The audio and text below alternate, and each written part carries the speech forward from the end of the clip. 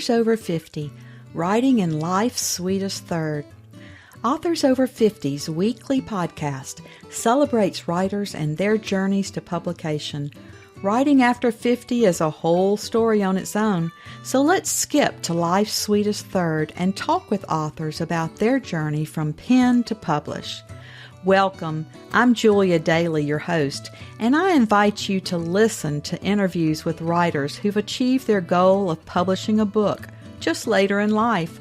We've seen award lists for under 30 or under 40, but I've yet to see lists for those who've achieved a significant milestone of their own, launching a new career and publishing their first book after the age of 50. We will hear about these authors' inspirations, struggles, strategies, and the smell of that first book. These writers' journeys inspire me because I'm one of them.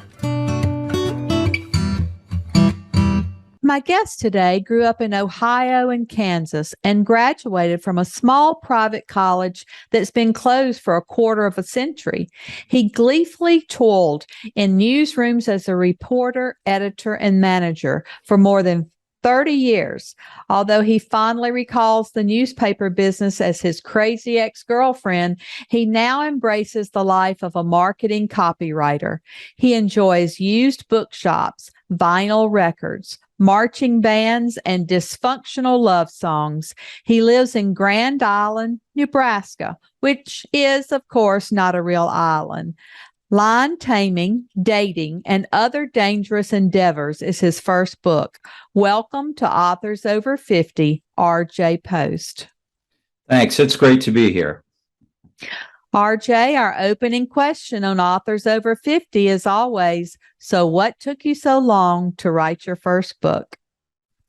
Well, I've always been interested in writing fiction, and particularly in high school and then somewhat in college. I wrote a lot of fiction, but I worked in the newspaper business for 31 years at small community newspapers in Kansas and Nebraska. And that kept me pretty busy most of the time. Frequently working 50 hours a week or even more than that. And at the same time, my wife, Susan, and I were raising three daughters who were all very active in a lot of different things, sports and theater and music, and they had all their activities. So that kept us pretty busy as well. And then about 5 years ago, I shifted careers and got into the marketing field. And that job requires me to commute about 90 minutes each day, about 45 minutes there, 45 minutes back. And, the kids got to the place where they were grown up, they were getting out of the house, that kind of thing. And then all of a sudden the pandemic came along and our office shut down. We were all working from home and I didn't need that 90 minutes a day to drive back and forth to work. I was doing it all from my dining room, So I had some more time, some free time I hadn't had before. And I wanted to get back to that earlier love of writing fiction. When you're writing for a newspaper or even for marketing, there are a lot of the same skills, but fiction calls for some different skills as well. And so I kind of dipped my toe in the water with a 500-word kind of flash fiction piece, and it just took off from there. Well, I've interviewed a lot of journalists, and they say writing articles for magazines and newspapers are quite different animals than fiction. Do you agree? Well, there are some things that are different, and there are some things that are the same. All good stories have to have a beginning, a middle, and an end. And that's true whether you're writing for a newspaper or you're writing fiction. And obviously, there are some things you do when you're writing for a newspaper or a magazine. You have sources, and in fiction, you have characters. And when you're writing for journalism, you use quotes. And when you're writing for fiction, you use dialogue. The structuring for journalism is a little more loose and intuitive. You do a lot of it in your head. And that works out all right for me because I'm more of a pantser than a plotter. So there are some things that are the same, obviously, and some things that are different. I can tell you have a great sense of humor from the title of your book. Do you use humor throughout your writing? I do try to use humor in, I think, pretty much everything I write. Some things get a little more serious, but I have, I hope, kind of a unique sense of humor, a dry sense of humor, kind of an ironic sense of humor. Uh, Mark Twain and O. Henry were both writing influences and heroes of mine. So I hope some of that comes out in my writing. You write short stories. How long did it take you to write each one, and when did you decide to incorporate them into a book? Well, I wrote the first story. The first one was about 500 words. The longest story in the book is about 7,000 words. So and then there's everything in between, you know. But I started writing in, perhaps April of 2020. And I had the book put together and on the market by that November. That's pretty quick. Yeah, I'm working on a second one now, and that's taking a little more time. But I don't have that free time that I had because I'm, commuting back and forth to the office again. So I have to kind of find the time where I can. Maybe as you drive, you can record all of your thoughts. I listen to audiobooks and I get thoughts and have to scribble them down or put them in my notes in my phone. I find that I put notes all sorts of different places in my phone. Sometimes I jot them down in a notebook. I usually have a file or two going on Google Docs that I've got story ideas going in. So just depends on where I'm at the moment. I use some of my time on my commute for listening to podcasts about writing and authors and that sort of thing. I haven't tried yet to record thoughts or passages for stories while I'm driving, but might be something to try. I've seen lots of apps that are available for that. I just think there'll be a lot of editing on the other side, but maybe you would at least have words on paper that you can edit. It would certainly be worth a try, and it'd be a new thing to learn. Now, Jay, what's your inspiration for each of your stories? Do they come from entirely different places? Are they organized thoughts? How do you come up with your inspiration? Well, inspiration comes from a lot of different things. One morning, my wife and I, before I left for work, were watching a weather channel on streaming, and this particular one comes from Canada. And one of the reporters was doing a story about a frog in a small museum somewhere, I think on Prince Edward Island, someplace like that.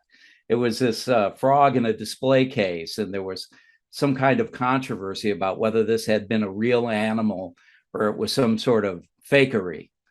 And I said to Susan, I said, wow, that would be a great idea for a story. And later that day, I sat down and I banged out the whole thing, in one stretch. But other ones come from, things that I remember from the past or maybe something topical. When I was home during the lockdown, during the pandemic, I wrote a story about masks and wearing masks in public. And that was obviously inspired by something that was going on, all around us at that time. Some of them are more inspired by childhood memories. I have a story in the book about camping. We used to go camping with our dad, my brothers and I. And, everybody thinks their dad's a character, and every dad has, we talk about dad jokes these days, but it has those expressions or those things that they said or did. And so a lot of those inspired the story about camping with my dad. I was a camper as well. I went to summer camp every summer in the North Mountains, so they call them, of Alabama, and I love being outside and camping. Well, I grew up in Ohio, so we went camping in that neck of the woods. And when I wrote the camping story, we actually went to a place called Finley State Park. It's where we used to go camping. And One of my favorite musical groups from back in the day was the Cowsills and that song, Indian Lake.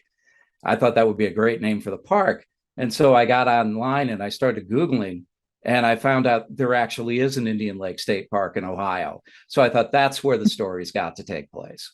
Oh. Well, once you knew you wanted to put together this book and write all your stories, and after you wrote them, how did you proceed? Did you search for an agent, decide to choose a hybrid, a small press, or did you self-publish?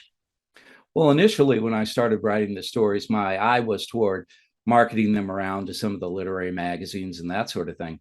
And I started to do that. But at that time, a lot of them were, going on hiatus. They were not taking submissions and that sort of thing. And after I started getting a few of these under my belt, I thought, we have the makings of a book here. But me being a first time author and writing a collection of short stories, I thought, this might not be something that an agent would think is particularly commercial. So I started looking into, well, how can I do this myself? How can I publish it myself? And started doing that kind of research. And that actually took me to KDP, which is where I wound up publishing the book. Well, I don't think anyone can dispute the power of the great Amazon and how many books are sold every year through there. Well, that's true. And there are other ways to do it if you want to self-publish. But that was the one that seemed the simplest and seemed to be the best fit for me and make the more sense. What really attracted me was the idea that there was very little money that I had to put up front. And I think that's one thing that discourages a lot of people that are interested in self-publishing. They think maybe they're going to have to go to a printer and pay for some press run, and they'll have 2,000 books, and 1,500 of them will sit in their closet forever, and that sort of thing. But it's really such a different world with publishing now that it opens up a lot of opportunities to people that are interested in writing their first book and getting it out there. Yes, and print on demand is quite a fantastic thing for us these days, and the options that it opens for us. Yeah, it's really a great thing. Why don't you tell us a little bit more about the stories in your book, and then read a section for us so that we can hear your tone and voice in the book? Well, there's a wide variety of things in the book, different genres and different storytelling styles. But the overall theme is, if you remember that old commercial, what would you do for a Klondike bar? It's about what would you do to get the thing that's important, the most important thing in your life, the thing that you treasure or value or want the most. How far would you go to get that, and to find that thing and achieve that? So that's kind of a theme that runs through all the stories. And the particular story I'm going to read from is actually the last in the book, and it's called Their Old School. It's a story about a group of old friends that wind up reuniting at their old elementary school, which is slated to be demolished.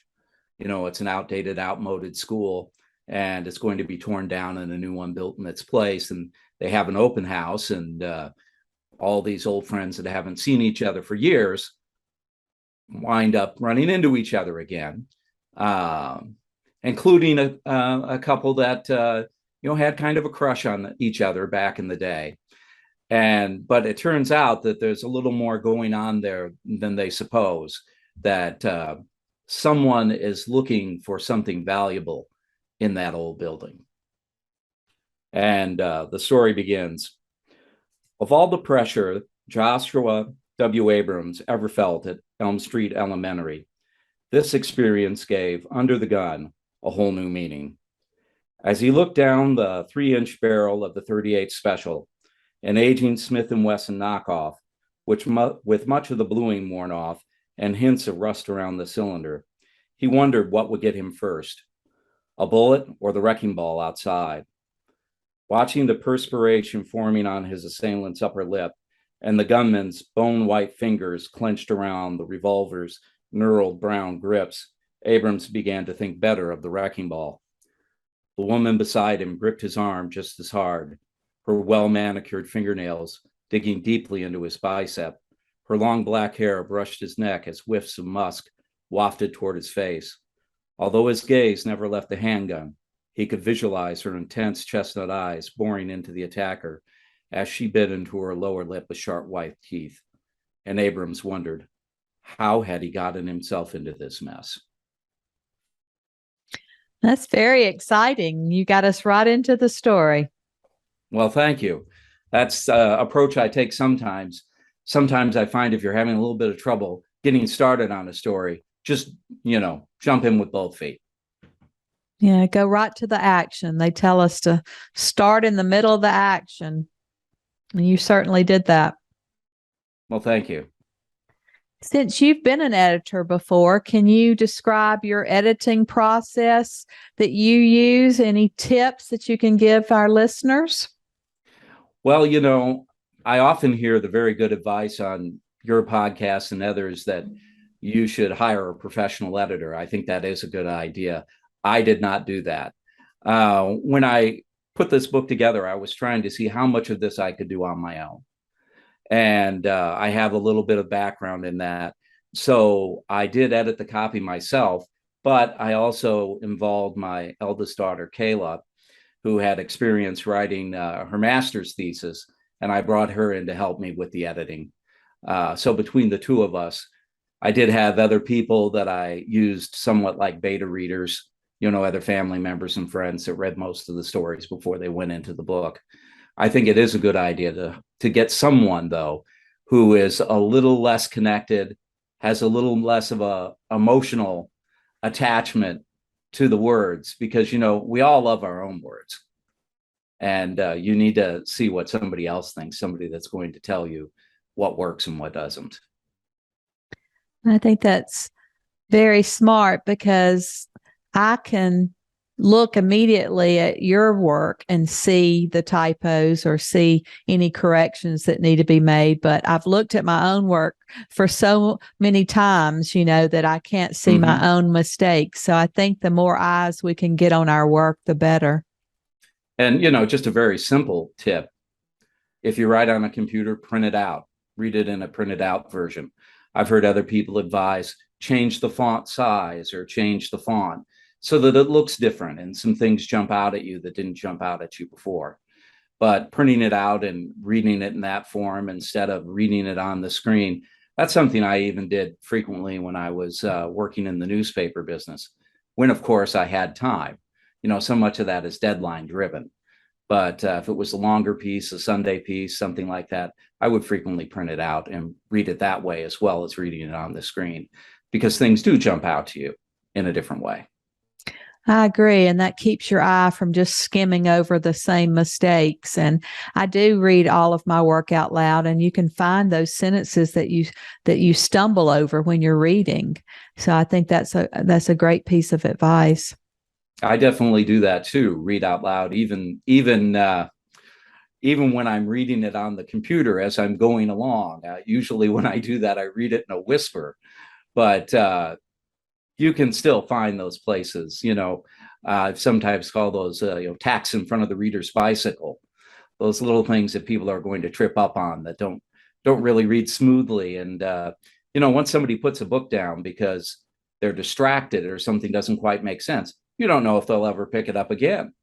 So you want to keep them going. What about any publicity? Have you found challenges with publicity? You do marketing as well. Did you find anything post-publication that works or that maybe doesn't work? I think the thing that works best and that I've enjoyed the most is anytime you can get out and see people in person, whether it's a book reading or an author event. I have a few bookstores that brick and mortar bookstores that have my book in stock, and occasionally they'll have author events. Last year, I was at our state fair at a booth that the Writers Guild had out. And anytime when you can start talking to a reader one-on-one about the book, that frequently leads to a purchase. if nothing else, you learn about what they enjoy reading. You get to meet new people, and helps you in other ways that maybe the next thing you write is going to be a little better or a little more what somebody wants. But also, I think you need to just get out there as many ways as you can, whether it's traditional media, social media, podcasts are a great way to do it. And there are so many of them out there now offering opportunities to authors. I have an author Facebook page. I have a YouTube page where I create my own videos that are about writing related to the book and other kinds of things that I put up there. And recently just got my website launched. So as many ways as you can reach out to people is great. But, even after having a story in the local newspaper or being on podcasts or whatever, sometimes surprised that the people that I know personally who don't realize that I've written a book. So a lot of us are fairly modest people, and we don't want to be talking about ourselves or our own project all the time. But, you're your best PR person. Get that elevator speech down and be ready to talk whenever you have the opportunity without stepping on people's toes, of course. You said that you have another book in the works. Are you sticking to short stories, or you might expand one of those stories into a novel? Well, the one I'm working on now is another short story collection. This one's going to be organized a little bit differently. It's going to be organized according to the amount of time it takes to read the stories. So there'll be a number of stories that are 5-minute reads, 10-minute reads, and 20-minute reads. Because one of the things I found is a lot of people enjoy reading, but they have a difficult time finding the time. I think that's one of the reasons why audiobooks have become so popular. But we've all had that experience of a book that we're really enjoying, but we set it down, and maybe it's a week before we come back to it. And the first thing we've got to do is read the last chapter again to figure out where we left off. One of the beauties about short stories from a reader's point of view is every time you sit down and pick up the book, you're starting from the beginning. Whatever story you're reading, you're starting from the beginning, and you're going to need to know everything you need to know to finish that story and enjoy it. So the next one is a short story collection. After that, I'm thinking about either writing a novel, or I also have kind of in my mind to write a book about writing, because I do have that unique experience of newspaper writing, marketing, and now fiction writing. And I've read a lot of books about writing in all those different fields, and it's remarkable how many things you do come up with that are similar.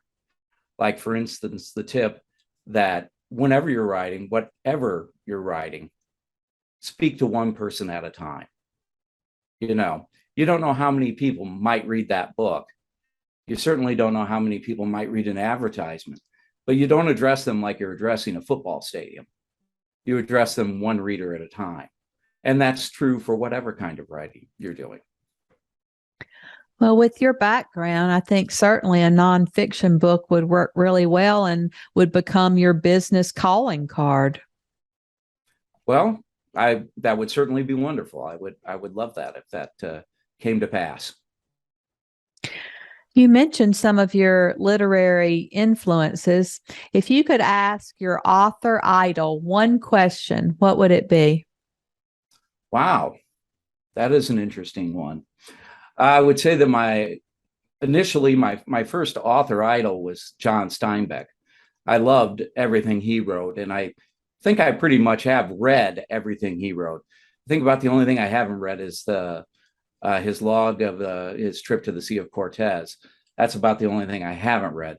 But also Mark Twain, and then as an adult, I really got into Raymond Chandler, and I can read his books over and over. I just love the language. So, wow, there's a lot of fascinating things that I could ask Mark Twain. I actually interviewed someone that was a Mark Twain reenactor who was doing a Chautauqua event. And I kept forgetting to write things down. I was having so much fun talking to this guy. He was really so much like the real person. And, but what would I ask? I think I might ask Raymond Chandler how he came up with all that great dialogue, because it's just fascinating stuff. I don't know if he was certainly he didn't have shopping malls out there in Los Angeles in his day, but whether he was sitting in bars and coffee shops over listening to conversations and taking notes, or what exactly, but whatever tips that he could give me for catching lively and lifelike dialogue, I think would be great to know. RJ, have you ever had or do you believe in writer's block? Oh, definitely. I think everybody has writer's block. And I think a lot of that, though, just comes from the other thing that most writers have, which is self-doubt. We all think, this thing I'm writing, this isn't any good. Who do I think I am writing this? I'm not, William Faulkner or Ernest Hemingway. I'm not Sue Grafton or John Green. But, you don't have to be. All you have to be is the best RJ or the best Julia that you can be, because you're the only one that can be that. So the best thing, whether you're starting a sentence, starting a letter, starting an email, is just to get started. You sit and you think about it for a while, but then you just start banging it out. And maybe the first thing you write will be good, and maybe it won't be.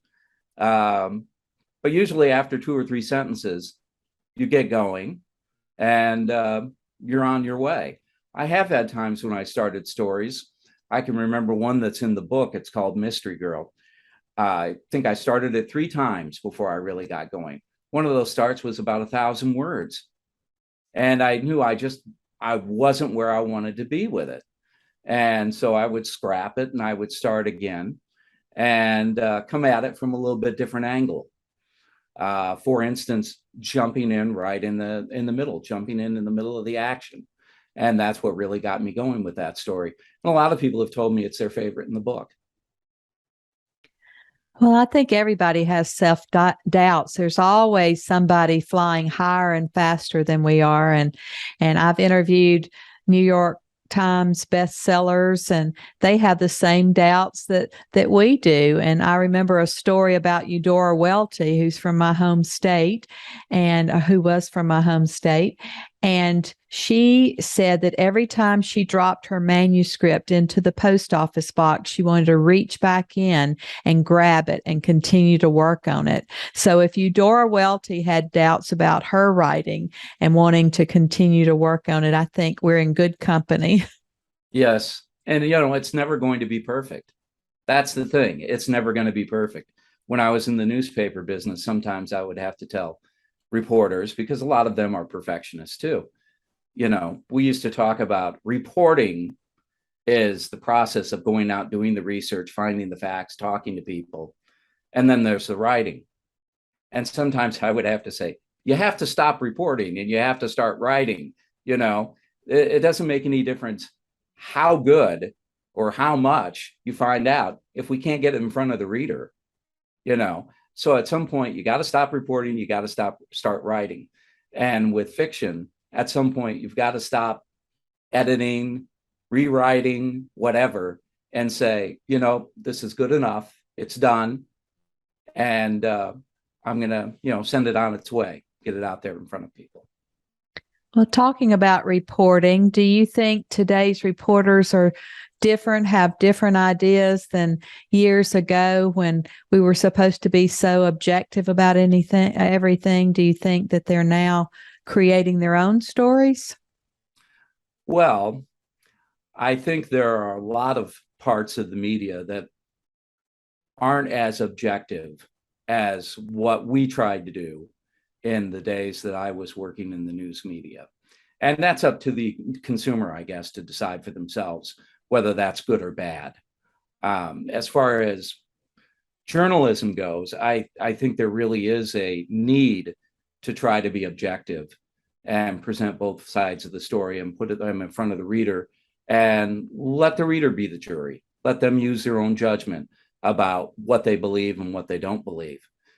And, fiction writing's a little bit like that too, because when you put a story out there, whatever that reader sees in that story, that becomes what's the truth. I've had people comment on stories and say, well, this is what I thought it was about. Or when I read about that character, I thought this or I thought that. And that's great because, every reader makes that story their own.